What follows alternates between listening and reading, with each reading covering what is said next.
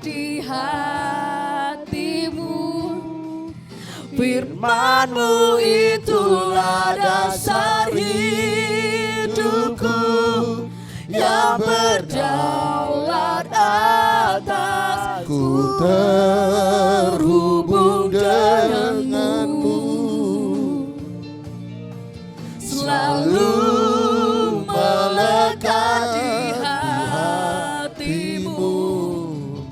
Firman-Mu itulah dasar hidupku, yang berdaulat atasku. Firman-Mu itulah dasar hidupku, yang berdaulat atas. Firman-Mu itulah dasar hidupku, yang berdaulat atasku.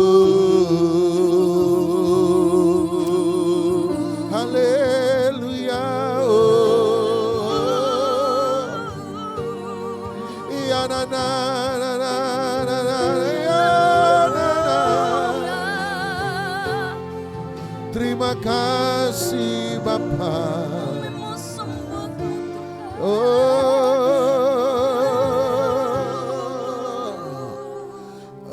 Engkaulah Tuhan, Engkaulah Raja, berdaulat atas hidupku, ku berserah. Engkaulah Tuhan, oh, sampai selama-lamanya. Engkaulah Raja, berdaulat atas hidupku, ku berserah. Berdaulat atas hidupku, ku berserah. Oh, berdaulat atas hidupku, ku berserah.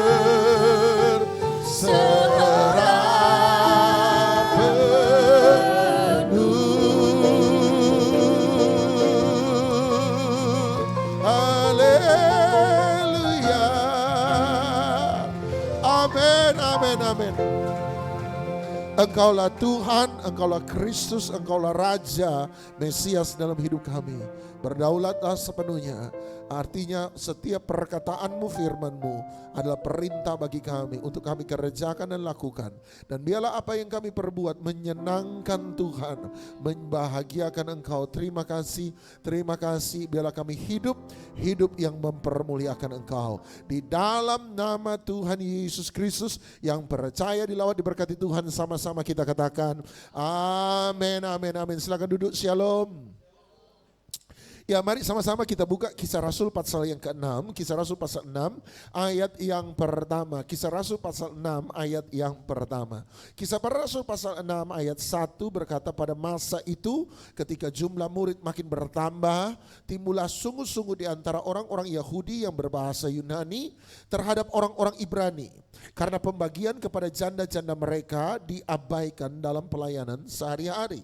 Ayat 2, berhubung dengan itu ke-12 rasul itu kemudian memanggil semua murid berkumpul dan berkata, kami tidak merasa puas karena kami melalaikan firman Allah untuk melayani meja. Ayat 3, karena itu saudara-saudara, pilihlah 7 orang dari antaramu yang, sama-sama katakan 1, 2, 3, terkenal baik. 2, dan yang penuh roh, dan yang apa? Penuh hikmat, supaya kamu mengangkat mereka untuk tugas itu. Hari ini saya bicara tentang 3 kriteria dasar dari seorang pelayan Tuhan. Tadi pagi saya sudah bicara tentang kriteria yang pertama, terkenal baik.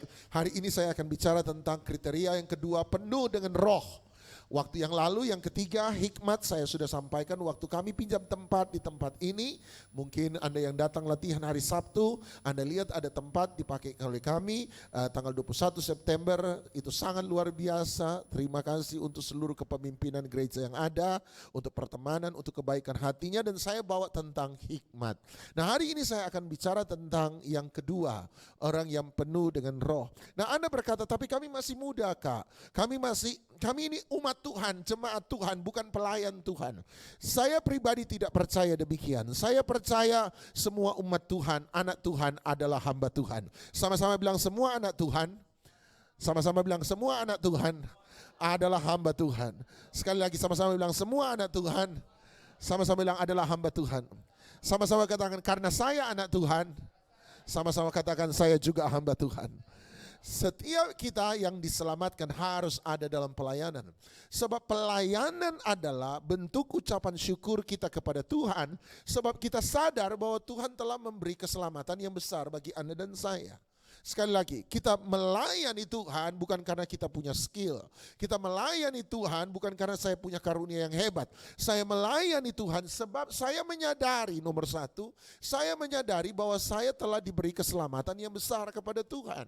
Itu sebabnya bentuk ucapan syukur saya kepada Tuhan adalah saya melayani. Pelayanan adalah bentuk wujud ucapan syukur saya tentang keselamatan yang besar yang telah Tuhan berikan kepada saya.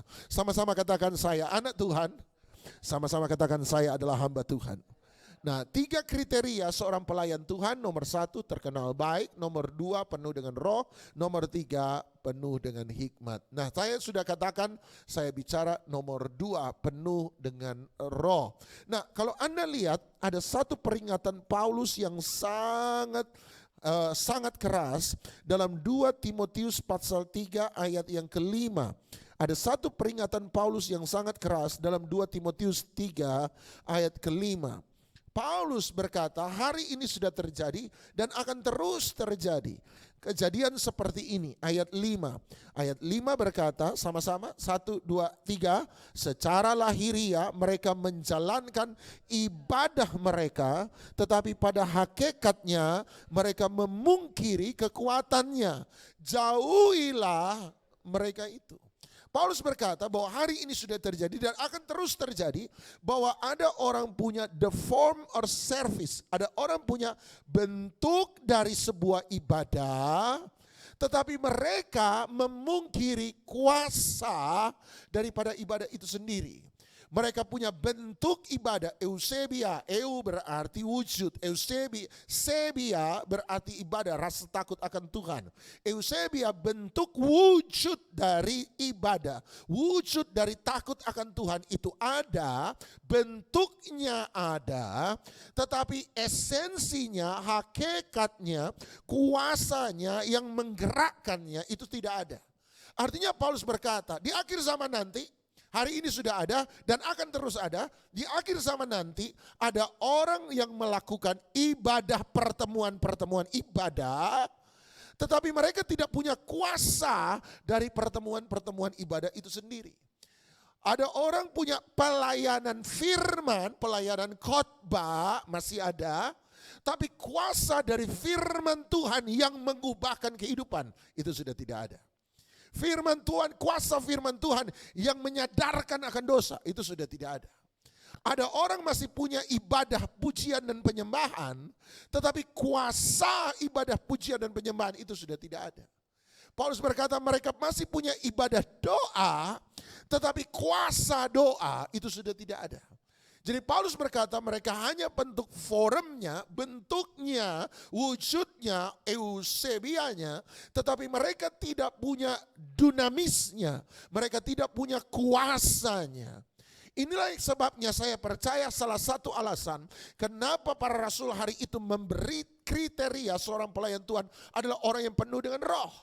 Sebab Anda lihat kalau kita hanya melayani, saya bisa melayani khotbah, bisa. Dengan pengetahuan psikologi yang ada, bisa. Saya bisa melayani khotbah dengan kata-kata yang indah, quotation yang luar biasa. Hari ini kan banyak jemaat lebih banyak diajar oleh Reels dan TikTok daripada diajar oleh pendeta. Ya, gitu. Wah, quote-nya bagus-bagus Kak, ini quote-nya bagus banget, ini bagus banget. Tanpa pernah menyadari, tanpa pernah kembali kepada Alkitab dan bertanya apakah quote itu sesuai dengan kebenaran firman Tuhan atau tidak. Anda lihat, sehingga saya bisa mengajar Anda dengan ilmu-ilmu metode pengembangan diri, psikologi, kata-kata yang indah.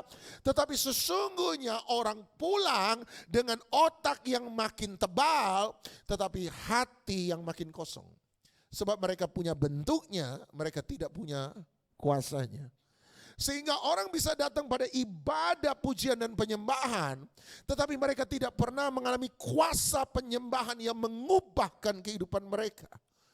Sehingga Anda lihat, ketika kita kehilangan koneksi dengan kuasa Tuhan, maka untuk melakukan sesuatu kita akan mencari kuasa yang lain untuk membuat orang lain tertarik. Dengar, maksud saya begini.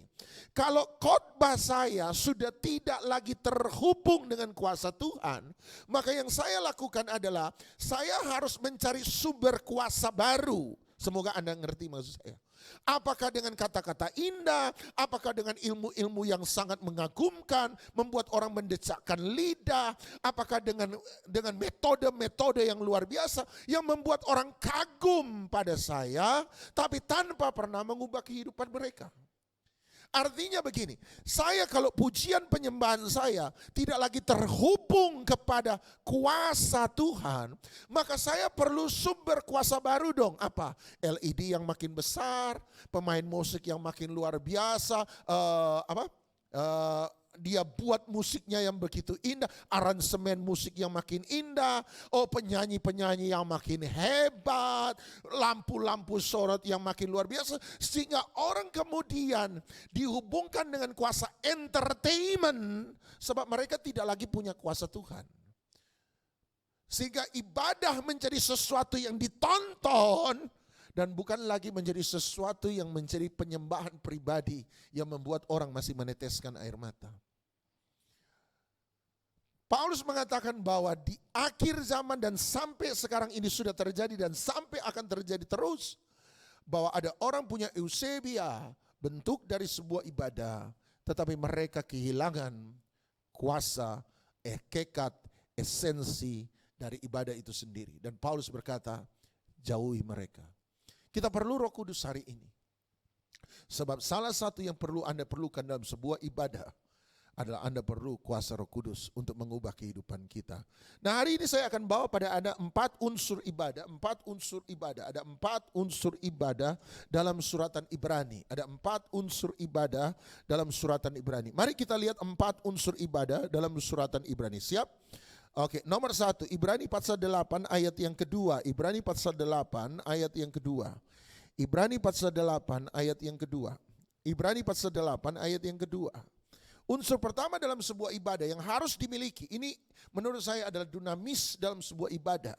Inilah dinamika sebuah ibadah, inilah kuasa dalam sebuah ibadah.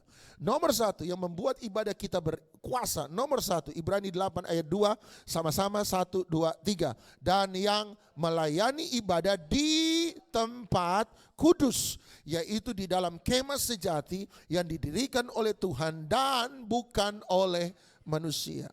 Jadi unsur pertama dalam ibadah Ibrani pasal 8 ayat 2 adalah ketika Anda beribadah, Anda harus beribadah di tempat yang kudus. Anda harus punya kekudusan. Sama-sama bilang kekudusan. Unsur kedua dari ibadah, Ibrani pasal 9 ayat 1. Ibrani pasal 9 ayat 1. Unsur kedua yang harus kita miliki dalam sebuah ibadah, unsur kedua yang harus Anda dan miliki dalam sebuah ibadah, supaya ada dunamis, ada dinamika, ada kuasa dalam ibadah. Ibrani 9 ayat 1 berkata, memang perjanjian yang pertama juga mempunyai peraturan-peraturan untuk beribadah dan untuk tempat kudus buatan tangan manusia. Nomor 2, Ibrani 9 ayat 1 berkata, peraturan-peraturan untuk ibadah. Berarti unsur kedua dalam ibadah harus ada peraturan. Saya singkat jadi pengajaran. Ada ajaran. Sama-sama bilang pengajaran. Nomor 1, unsur pertama dalam ibadah dalam suratan Ibrani adalah kekudusan. Nomor 2, unsur kedua dalam suratan Ibrani tentang ibadah, dalam ibadah harus ada pengajaran atau ajaran. Unsur ketiga dalam ibadah ada pada Ibrani pasal 9 ayat yang ke-14. Ibrani pasal 9 ayat 14, dia berkata begini, Ibrani 9 ayat 14. Ibrani 9:14 berkata, dan betapa lebihnya darah Kristus yang oleh roh yang kekal telah mempersembahkan dirinya sendiri kepada Allah sebagai persembahan yang tak bercacat, akan menyucikan hati nurani kita dari perbuatan-perbuatan yang sia-sia, supaya kita dapat beribadah kepada Allah yang hidup. Dia berkata, yang telah mempersembahkan dirinya kepada Allah sebagai persembahan yang tak bercacat, supaya kita dapat beribadah kepada Allah yang hidup. Jadi nomor 3, unsur ketiga dalam sebuah ibadah menurut suratan Ibrani adalah dalam ibadah harus ada persembahan. Sama-sama bilang persembahan. Nomor 1, dalam ibadah harus ada kekudusan. Nomor 2, dalam ibadah harus ada pengajaran. Unsur ketiga dalam sebuah ibadah harus ada persembahan. Dan nomor 4, unsur keempat dalam ibadah, Ibrani pasal 10 ayat yang ke-25. Ibrani pasal 10 ayat ke-25. Ibrani pasal 10 ayat 25, sama-sama ayat terkenal. 1, 2, 3. Janganlah kita menjauhkan diri dari pertemuan-pertemuan ibadah kita seperti dibiasakan oleh beberapa orang, tetapi marilah kita saling menasihati dan semakin giat melakukannya menjelang hari Tuhan yang mendekat. Unsur keempat dalam sebuah ibadah, kita harus punya persekutuan. Oke, ada 4 unsur ibadah dalam suratan Ibrani yang harus kita miliki, yang menjadi dinamika sebuah ibadah, yang menjadi dinamis kuasa dari sebuah ibadah. Nomor 1, kekudusan. Nomor 2, dia bicara tentang pengajaran. Nomor 3, bicara soal persembahan. Dan nomor 4, dia bicara soal persekutuan. Nomor 1, kekudusan. Nomor 2, pengajaran. Nomor 3, persembahan. Dan nomor 4, persekutuan. Nah, mari kita lihat nomor 1, kekudusan. Mari kita lihat nomor 1, kekudusan. Dia berkata bahwa dalam sebuah ibadah, unsur pertama dalam ibadah harus ada yang namanya kekudusan.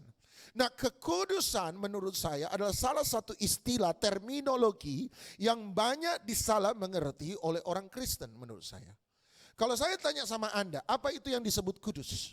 Kapan seseorang disebut orang itu kudus? Maka jawaban sebagian besar Anda adalah tidak berbuat dosa.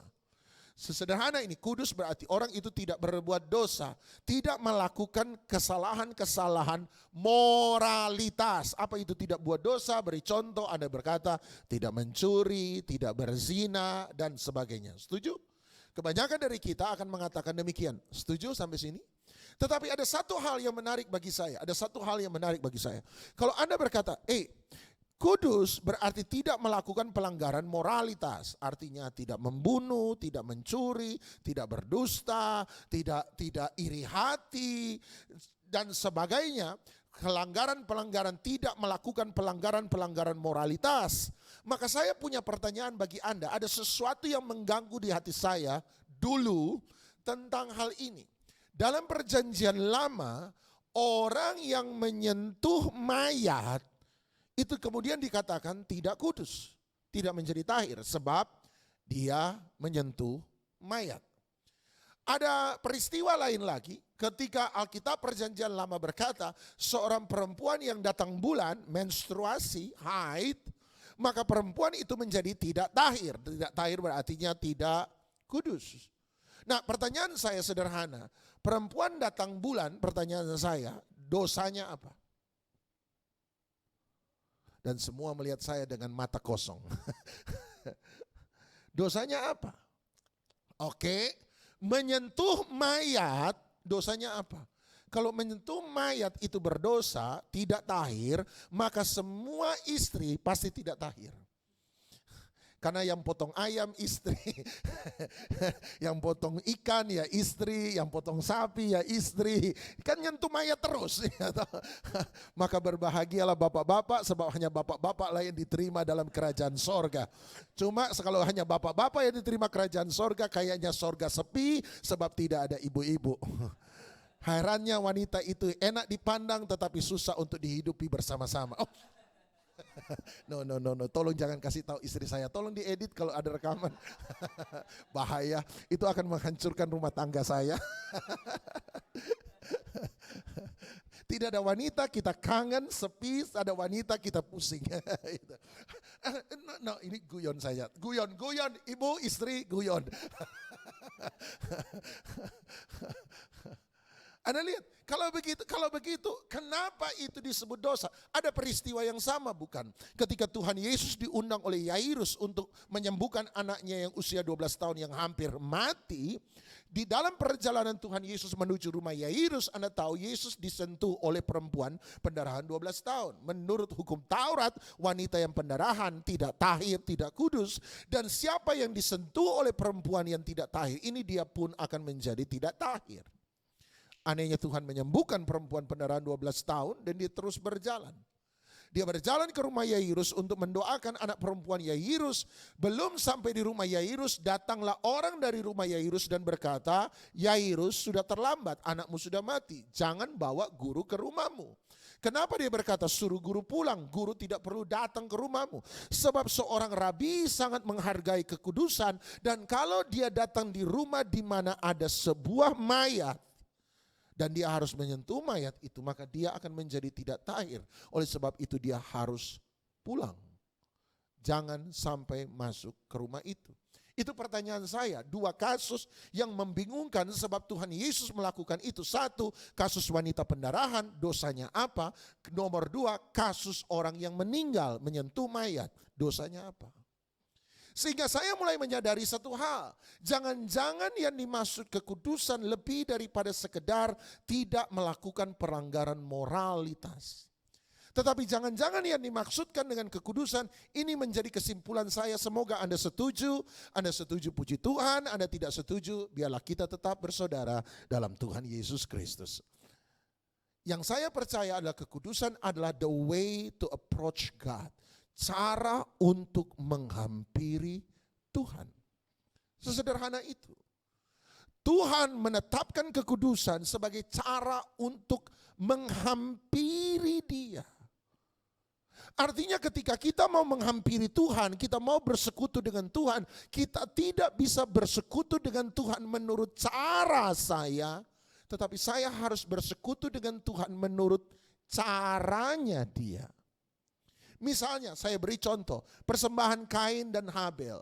Kain seorang petani, Habel seorang peternak. Ketika dua-duanya mau memberi persembahan, Kain menyerahkan hasil tanahnya, pertaniannya, sementara Habel menyerahkan anak sulung dari ternaknya. Menurut saya, pertanyaan saya, mana yang Tuhan terima? Persembahan Kain atau persembahan Habel? Persembahan Habel. Pertanyaannya, kenapa Tuhan menerima persembahan Habel dan bukan menerima persembahan Kain? Jawaban kebanyakan orang adalah persembahan Kain tidak mengandung darah, persembahan Habel mengandung darah. Oke, tapi saya balik tanya, apa salahnya seorang petani menyerahkan hasil pertaniannya pada Tuhan? Salahkah?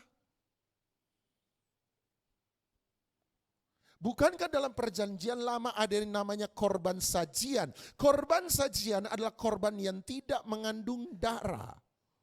Kenapa Tuhan menerima korban sajian, Tuhan tidak menerima korban Kain? Anda lihat. Kalau Habel peternak menyerahkan ternaknya, wajar dong peternak menyerahkan ternaknya. Tapi seorang petani menyerahkan hasil pertaniannya, kenapa disalahkan? Nangkap maksud saya?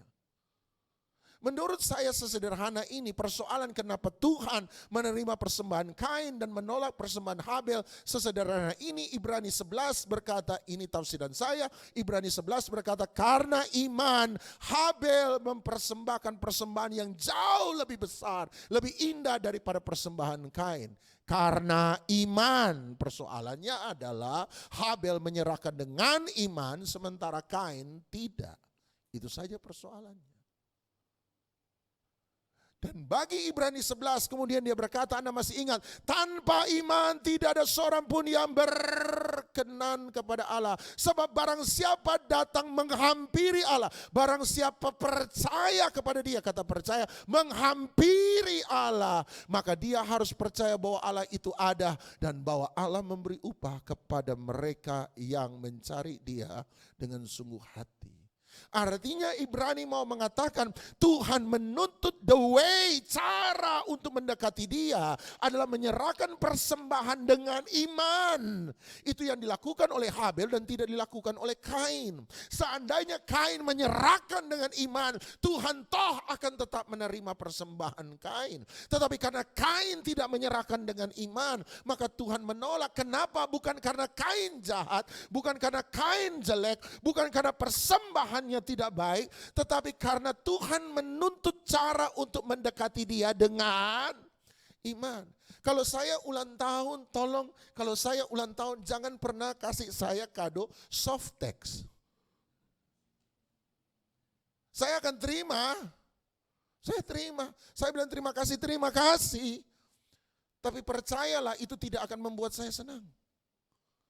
Kenapa? Sebab bukan itu yang menjadi keinginan saya. Ngerti? Halo? Bukan itu yang menjadi kemauan saya. Kalau saya butuh rumah kemudian Anda serahkan rumah, haleluya. Saya handphone lagi rusak kemudian Anda serahkan handphone, Anda kasih hadiah handphone, saya akan bilang terima kasih. Saya lagi butuh duit, kemudian Anda kasih transferan, puji Tuhan. Itu menyenangkan saya, because that's what I want. Itu yang saya mau hari itu. Ngerti maksud saya? Give what he want. Beri apa yang Tuhan mau. Itulah cara untuk mendekati dia. Makanya berkali-kali dalam Alkitab hal yang sama terjadi. Coba Anda lihat, coba Anda perhatikan dalam Matius pasal 5 ayat yang ke-48. Itulah kekudusan. Matius 5 adalah cara untuk menghampiri Allah. Matius pasal 5 ayat yang ke-48. Matius pasal 5 ayat 48 dia berkata apa? Karena itu haruslah kamu apa? Sempurna sama seperti Bapamu yang di sorga adalah. Kalau kamu mendekati dia yang sempurna, datanglah dengan segala kesempurnaan. Kemudian hal yang sama terjadi. Misalnya dia berkata dalam Yohanes pasal 4 ayat yang ke-24. Yohanes pasal 4 ayat 24, perhatikan baik-baik. Yohanes pasal 4 ayat yang ke-24. Allah itu roh dan barang siapa menyembah dia harus menyembah dalam. Kenapa kita harus menyembah dia dalam roh dan kebenaran? Kenapa? Sebab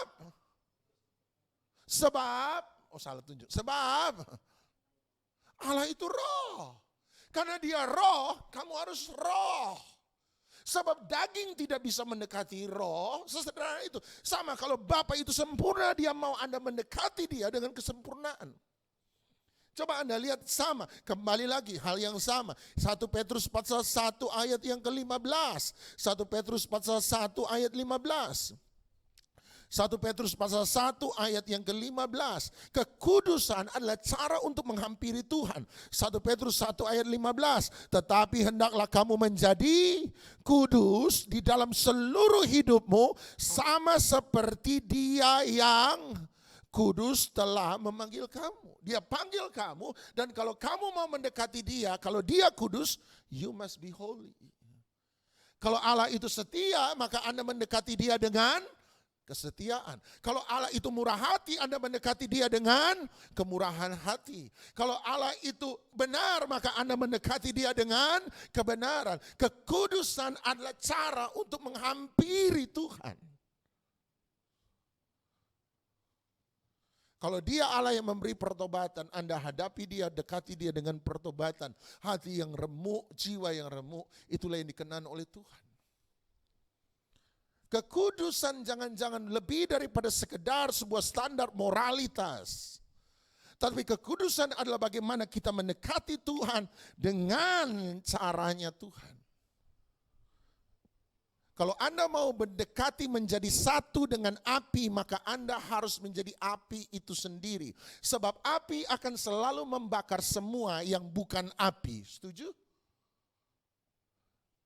Kalau Anda mau jadi satu dengan api yang besar, Anda jadi api kecil, it's okay, tetapi jadilah api. Sebab hanya api yang bisa bersatu dengan api. Sebab semua yang bukan api akan dibakar oleh api itu sendiri. Allah itu roh, Anda datang dengan daging, maka daging akan dibakar oleh roh. Allah itu kudus, Anda dekati dengan ketidakkudusan, maka ketidakkudusan akan dibakar oleh kekudusan. Tuhan itu benar, Anda dekati dengan ketidakbenaran dosa, maka dosa akan selalu dibakar oleh kebenaran. Makanya Usa waktu menyentuh tabut perjanjian, sekalipun maksudnya baik, tetapi daging ketika menyentuh roh yang terjadi Usa mati. Sebab semua yang kudus membakar yang tidak kudus. Halo? Amin. Kekudusan akan Tuhan, takut akan Tuhan harus dikembalikan dalam setiap ibadah. Hanya ketika ada unsur kekudusan, maka kita akan melihat bahwa ibadah itu punya kuasa dunamis dan bukan hanya bentuk-bentuk. Poin kedua yang terakhir bagi kita hari ini, yaitu ajaran. Setiap kita dalam ibadah perlu yang namanya pengajaran. Matius pasal 15 ayat yang ke-9. Matius pasal 15 ayat yang ke-9. Lihat apa yang dikatakan. Matius 15 ayat yang ke-9. Matius 15 ayat 9. Yang diberkati oleh Tuhan, sama-sama katakan amin. Matius 15 ayat 9. Percuma mereka beribadah kepadaku sedangkan apa? Ajaran yang mereka ajarkan ialah perintah manusia. Bukankah benar yang Paulus katakan mereka punya bentuk ibadah eusebia. Dan Tuhan berkata percuma mereka punya ibadah. Tapi mereka tidak punya kuasa. Apa itu kuasa? Ajaran yang diajarkan adalah ajaran manusia. Pengajaran itu penting. Dan salah satu komplain terhadap pengajaran Alkitab ada pengajaran Alkitab terlalu idealis, Pak. Sukar untuk diraih. Pernah berpikir soal itu? Misalnya saya beri contoh. Jangan khawatir. Siapa yang bisa menghidupi dalam sebuah kehidupan tidak pernah khawatir sama sekali? Angkat tangan, haleluya. Bukankah setiap kita pernah khawatir? Ketika dia berkata, jangan khawatir, bagaimana mungkin sebuah kehidupan di mana tidak ada kekhawatiran sama sekali bisa diraih? Oh, impossible, mustahil. Kata Asmuni dulu, itu adalah hil yang mustahil. Hal yang mustahil. Kelihatan saya umur berapa ya, maafkan saya. Jok bapak-bapak. Anak saya baru protes sama saya waktu dia ikuti saya hari Sabtu dalam sebuah sesi tanya jawab. Dan dia berkata, Pak stop, berhenti jok bapak-bapak. Waktu papa kasih jok bapak-bapak di depan, saya tutup muka saya. Malu, dan saya berkata belum tentu orang kenal siapa kamu. Oh kenal. Maafkan saya. Ketika dia berkata kudus, bagaimana saya bisa kudus? Nah ini persoalan saya. Andaikan. Saya satu kali berkata, ya tadi pagi saya bicara tentang ibadah itu adalah sebuah latihan. Sama-sama bilang ibadah itu melatih. Menarik sekali ketika Paulus berkata latihlah dirimu beribadah.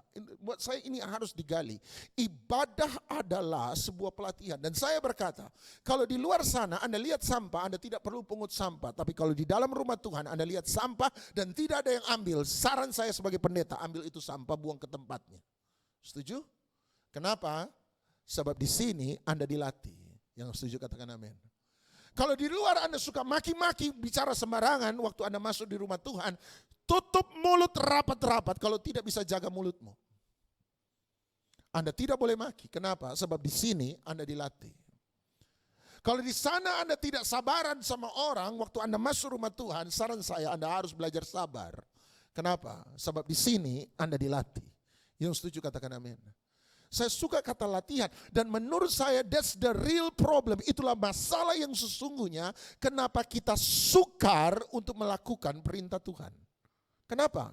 Sebab kita trying to do our best, mencoba melakukan yang terbaik untuk melakukan perintah Tuhan, sementara kita tidak pernah train to do our best, melatih diri kita yang terbaik untuk melakukan perintah Tuhan. Trying to do our best dan train to do our best, dua hal yang berbeda. Kalau saya disuruh lari 10 kilometer, maraton berapa kilometer? Anggaplah 10 kilometer. Anda suruh saya lari 10 kilometer tanpa berhenti sama sekali, kemungkinan besar sebelum mencapai garis akhir saya sudah kembali ke rumah Bapa yang kekal. Inna ilahi wa inna ilaihi rajiun. Kalau tidak paling minimal dibawa oleh ambulans pergi ke rumah sakit terdekat. Setuju? Sebab saya tidak pernah lari 1 kilometer. Kemudian saya berkata, Pak Doni lari 10 km. Dan saya berkata, impossible, gak mungkin. Lah wong lari 1 kilometer aja gak pernah. Tapi kalau Anda berkata, Pak Doni lari 10 km. Bulan depan, 2 bulan depan, 3 bulan depan. Dan saya berkata, let's try our best. Dengan cara train, melatih. Hari ini saya lari 500 meter. Ngos-ngosan. Tapi kalau saya terus lari 500 meter, satu kali saya bisa lari 1 kilometer tanpa berhenti. Setuju? Kalau saya terus menerus melatih 1 kilometer tanpa berhenti, saya mulai akan naik pada 2 kilometer. Dan sampai satu saat, saya akan bisa mencapai 10 kilometer berlari maraton tanpa berhenti. Percaya? Setuju? Anda kok enggak percaya saya bisa lari-lari 10 km. Jangan lihat kondisi saya hari ini. Bayangkan dan impikan kondisi saya 6 bulan ke depan. Walaupun sekali lagi itu tergantung niat dan kehendak. Tapi andaikan saya mau, Pak Doni nanti kalau Pak Doni lari 10 km 6 bulan ke depan ada hadiah uang 1 miliar. Let's go. Dan saya akan melatih. Apakah itu bisa terjadi? Bisa. Because saya tidak mencoba melakukannya hari ini juga, sekarang ini juga. Tapi saya memberi waktu untuk terus-menerus berlatih. Seringkali kita dengan perintah Tuhan kita selalu trying to do our best. Kak, saya sudah berusaha yang terbaik. Saya nggak bisa. Ya. Sebab Anda mencoba melakukan semuanya sekaligus tanpa pernah lebih dulu berlatih. Kalau Anda suruh saya bawa angkat besi barbel 100 kg, saya pasti boyok saya nomor 1 akan habis. Sebab saya tidak pernah belajar angkat itu. Tapi kalau saya latih dengan 1 kilogram, saya latih dengan 5 kilogram, saya latih dengan 10 kilogram, saya latih 20 kilogram, saya latih mengangkat terus, satu kali saya akan mampu melakukan itu. Walaupun hari ini terasa mustahil. Kenapa kita tidak mencoba melakukan pendekatan yang berbeda dalam melakukan firman Tuhan? Not try to do your best, but train to do your best. Itu sebabnya gunakan segala kesempatan sebagai kesempatan untuk berlatih. Halo? Jadi kalau ada orang bicara kasar dan itu menyakiti hati Anda, kenapa kita tidak menggunakan kesempatan itu untuk berlatih, untuk mengampuni orang tersebut? Halo? Supaya satu kali nanti ketika ada orang yang mengkhianati kita, Anda tidak ambil keputusan yang bodoh, lompat dari lantai 21. That's stupid. Sebab hidupmu lebih berharga daripada sekedar tidak punya pacar. Sehingga ketika engkau gagal bahkan dalam sebuah ujian nasional, engkau tidak mengambil keputusan untuk membaringkan dirimu di rel kereta api. That's stupid. Sebab nilai hidupmu lebih berharga daripada hasil kelulusan sebuah ujian di sekolah. Engkau tidak bisa berhasil hari ini tidak pernah menjamin bahwa engkau tidak akan berhasil untuk selama-lamanya. Just train to do your best. Kalau hari ini engkau gagal, gunakan kesempatan untuk gagal bukan menghancurkan diri, tetapi untuk melatih diri lebih baik. Dan satu kali kemudian apabila ada kekecewaan yang besar, Anda sudah berlatih untuk mengampuni yang kecil-kecil. Sehingga satu kali kalau ada kekecewaan besar datang, Anda tetap sudah bisa mengampuni yang besar. Kalau Anda bisa bangkit dari kegagalan-kegagalan yang kecil dan satu kali Anda mengalami kegagalan yang besar, Anda bisa bangkit kembali sebab Anda sudah melatih diri Anda untuk bangkit di masa-masa yang kecil. It's not about trying to do your best, it's about train to do your best. Saya tanya, mana dari 12 murid utama Yesus yang benar-benar sempurna waktu Yesus naik ke sorga? Nobody. Sampai Yesus mati mereka semua masih gagal. Dari 12 murid satu jadi pengkhianat, yang 10 waktu Yesus disalib tidak ada satu pun yang datang ke salib kecuali Yohanes. Dan menurut saya Yohanes datang ke situ sebab Maria ibu Yesus ngotot pergi ke situ. Kalau Maria ibu Yesus tidak ngotot ke situ, kemungkinan besar Yohanes lebih pilih ada sama-sama dengan murid-murid yang lain. Tetapi justru di dalam itu ketika mereka gagal, dan Tuhan memberi kesempatan kepada mereka untuk bangkit kembali dan mereka bisa bangkit kembali. Satu kali di mereka menjadi orang-orang yang dipakai Tuhan untuk menjungkir balikkan kota di mana mereka berada. Saya percaya bukan perintah Tuhan yang mustahil. Ya mustahil tanpa Roh Kudus. Ya mustahil tanpa kasih karunia Tuhan. Amin, amin, amin. Saya percaya itu. Tapi saya percaya kalau Roh Kudus sudah ada di dalam kita dan kasih karunia Tuhan ada di dalam Anda dan saya. Oleh karena anugerah Tuhan kita bisa meraih itu semua. Bukan karena saya trying to do my best, tapi I'm trained to do my best. Selamat melakukan perintah Tuhan. Dan dalam ketaatan kita akan melihat bahwa ada kuasa. Orang-orang yang taat selalu adalah orang-orang yang menghadirkan api dari surga, kuasa Tuhan tercurah dalam kehidupan kita. Yang setuju sama-sama katakan, amin. Mari kita datang pada Tuhan. Mari pemain musik.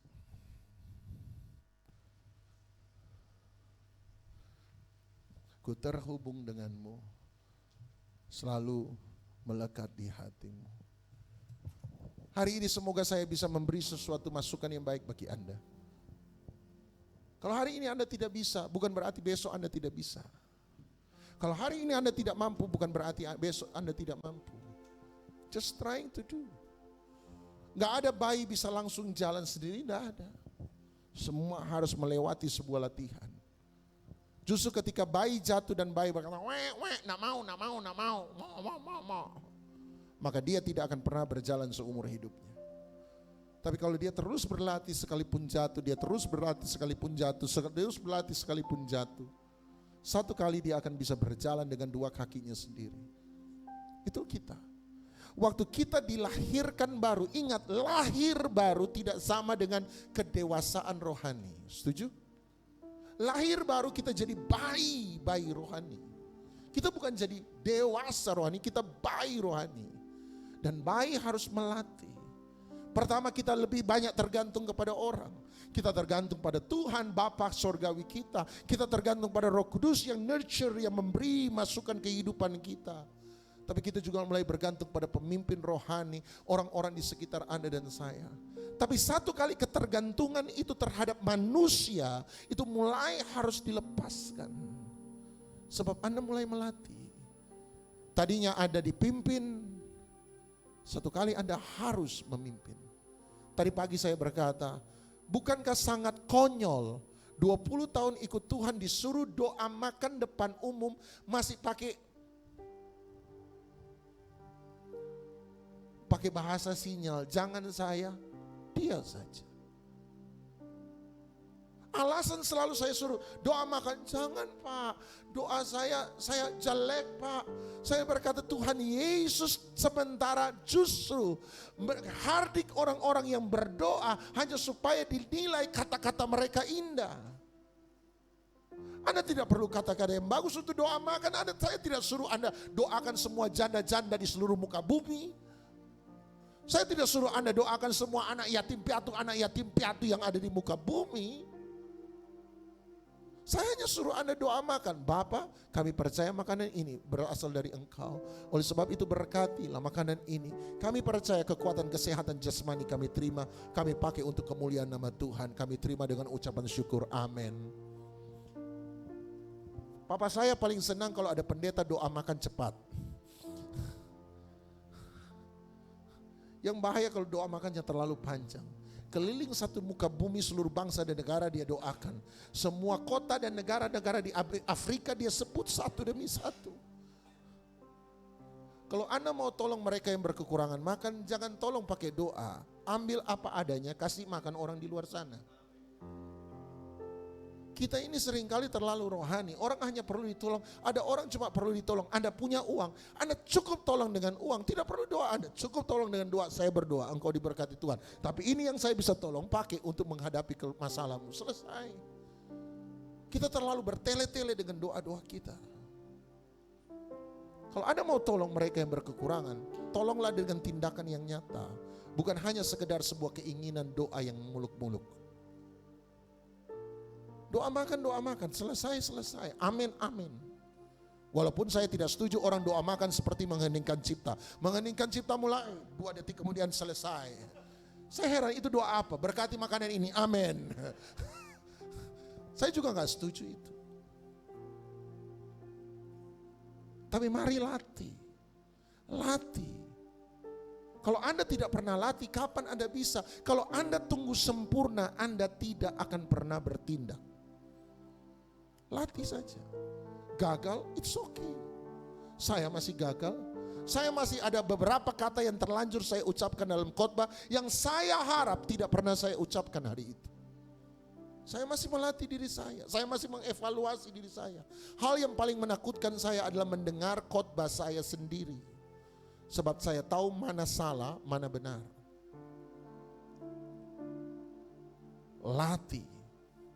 Latih untuk mengampuni. Latih untuk sabar, latih untuk murah hati. Ambillah setiap kesempatan untuk melatih diri kita. Sehingga satu kali apa yang Tuhan perintahkan bisa kita lakukan. Mari kita bangkit berdiri, kita datang pada Tuhan. Katakan, ku terhubung denganmu. Ku terhubung denganmu selalu Tuhan. Selalu melekat di hatimu. Firman-Mu itulah dasar hidupku yang berdaulat atas. Ku terhubung denganmu selalu melekat di hatimu. Firman-Mu itulah dasar hidupku yang berdaulat atas. Ku terhubung denganmu selalu melekat di hatimu. Firman-Mu itulah dasar hidupku yang berdaulat atasku. Bapa dalam surga, biarlah kami membangun iman kami di atas dasar yang paling suci. Kami membangun iman kami di atas kebenaran yang paling murni. Biarlah kami membangun iman kami di atas kasih kami kepada Tuhan dan kasih Tuhan kepada kami lebih dahulu. Terima kasih, dan biarlah kami melatih dan terus melatih. Kami ada dalam kekudusan, kami ada dalam pengajaran yang sehat, pengajaran yang membuat kami bertumbuh, pengajaran yang membuat kami dewasa rohani, pengajaran yang bukan hanya sekedar menghibur diri, self love, maaf bagi kami sendiri, no. Tetapi kami percaya pengajaran yang membuat kami punya visi, pengajaran yang membuat kami bisa meraih destiny dan menemukan destiny dalam hidup kami. Pengajaran di mana kami belajar untuk mengerti kehendak Tuhan dalam hidup kami. Terima kasih, bawa kami dalam seluruh kebenaran. Tuhan, Engkau tolong kami ya Bapa. Kami perlu Engkau lebih daripada segala-galanya. Terima kasih, hamba lepaskan kebenaran firman Tuhan ini menjadi sebuah benih yang tertanam di tanah hati yang subur, berbuah 30, 60 bahkan 100 kali ganda untuk kemuliaan nama Tuhan. Di dalam nama Tuhan Yesus kami sudah berdoa, dan setiap kita yang mengasihi Dia sama-sama kita katakan amin. Silakan duduk, Tuhan memberkati.